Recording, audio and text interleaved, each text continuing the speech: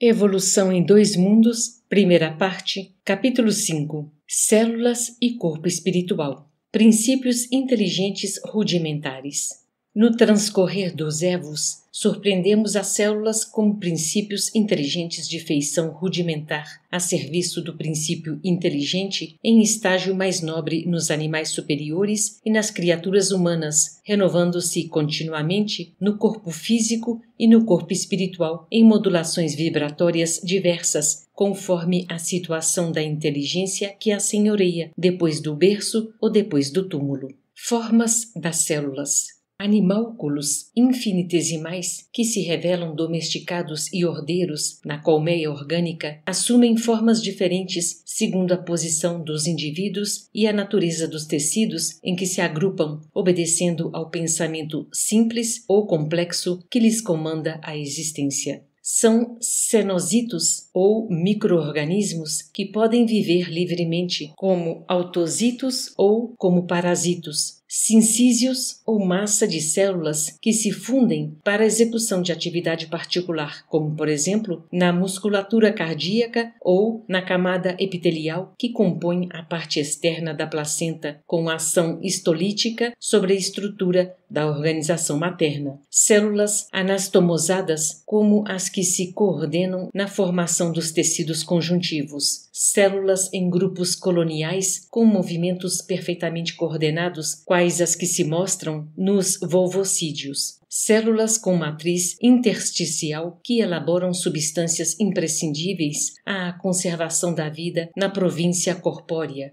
e as células que podem diversificar-se, constituindo-se elementos livres, como na preparação dos glóbulos da corrente sanguínea. Articulam-se em múltiplas formas, adaptando-se às funções que lhes competem no veículo de manifestação da criatura, que temporariamente as segrega à maneira de peças eletromagnéticas inteligentes em máquina eletromagnética superinteligente, atendendo com precisão matemática aos apelos da mente, assemelhando-se, de certo modo, no organismo, aos milhões de átomos que constituem harmonicamente as cordas de um piano, acionadas pelos martelos minúsculos dos nervos ao impacto das teclas que podemos simbolizar nos fulcros energéticos do córtice encefálico, movimentado e controlado pelo espírito através do centro coronário que sustenta a conjunção da vida mental com a forma organizada em que ela própria se expressa. Motores elétricos microscópicos. Dispostas na construção da forma em processo idêntico ao da superposição dos tijolos numa obra de alvenaria, as células são compelidas à disciplina perante a ideia orientadora que as associa e governa, quanto os tijolos vulgares são constrangidos à submissão ante as linhas traçadas pelo arquiteto que lhes aproveita o concurso na concretização de projeto específico. É assim que são funcionárias da reprodução no centro genésico, trabalhadores da digestão e absorção no centro gástrico, operários da respiração e fonação no centro laríngeo, da circulação no centro cardíaco, servidoras e guardiãs fixas ou migratórias do tráfego e distribuição, reserva e defesa no centro esplênico, auxiliares da inteligência e elementos de ligação no centro cerebral, e administradoras e artistas no centro coronário, amolgando-se às ordens mentais recebidas e traduzindo na região de trabalho que lhes é própria a individualidade que as refreia e influencia com justas limitações no tempo e no espaço.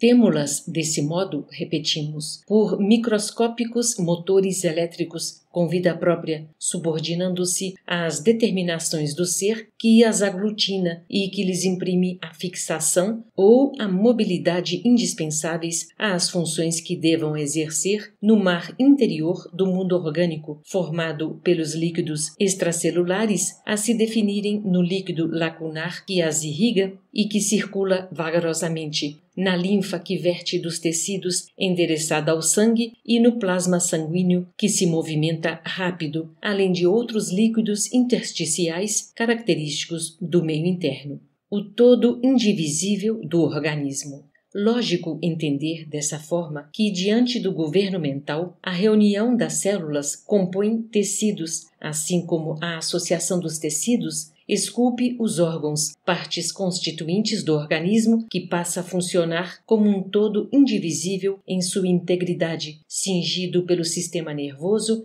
e controlado pelos hormônios ou substâncias produzidas em determinado órgão e transportadas a outros arraiais da atividade somática que lhes excitam as propriedades funcionais para certos fins. Hormônios esses, nascidos de impulsão mecânica da mente sobre o império celular, conforme diferentes estados emotivos da consciência, enfeixando cargas de elementos químicos em nível ideal quando o equilíbrio íntimo lhe preside as manifestações e consubstanciando recursos de manutenção e preservação da vida normal perfeitamente isoláveis pela ciência comum, como já acontece com a adrenalina das suprarrenais, com a insulina do pâncreas, a testosterona dos testículos e outras secreções glandulares do cosmo orgânico. Automatismo celular.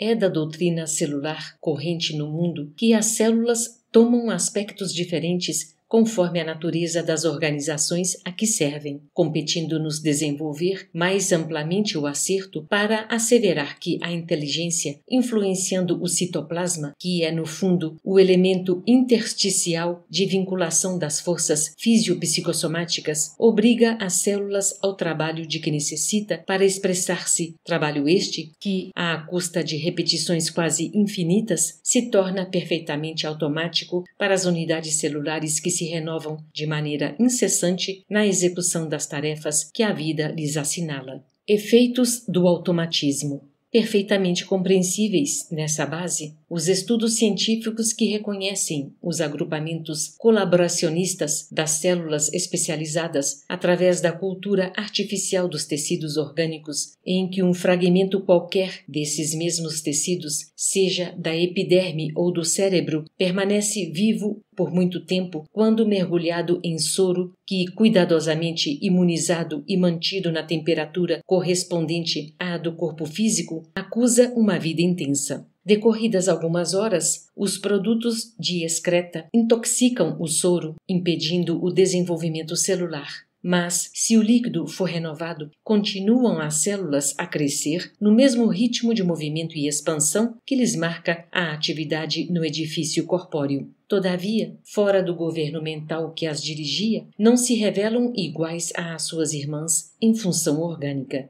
As células nervosas, por exemplo, com as suas fibrilas especiais, não produzem células com fibrilas análogas e as que atendem nos músculos aos serviços da contração se diferenciam, regredindo ao tipo conjuntivo. Todas as que se ausentam do conjunto estrutural do tecido inclinam-se para a apresentação morfológica da ameba, segundo observações cientificamente provadas. Isso ocorre porque as células, quando ajustadas ao ambiente orgânico, demonstram o comportamento natural do operário mobilizado em serviço, sob as ordens da inteligência, comunicando-se umas com as outras sob o influxo espiritual que lhes mantém a coesão e procedem no soro quais amebas em liberdade para satisfazer aos próprios impulsos. Fenômenos explicáveis. Dentro do mesmo princípio de submissão das células ao estímulo nervoso é que a experiência de transplante dos tecidos de embriões entre si, com alguns dias de formação, pode oferecer resultados surpreendentes, de vez que as células orientadas em determinado sentido, quando enxertadas sobre tecidos outros in vivo, conseguem gerar órgãos extras em regime de monstruosidade, obedecendo a determinações especializadas resultantes das ordens magnéticas de origem que saturavam essas mesmas células. E é ainda aí, pelo mesmo teor de semelhante saturação, que vamos entender as demonstrações do faquirismo e outras realizadas em sessões experimentais do espiritismo,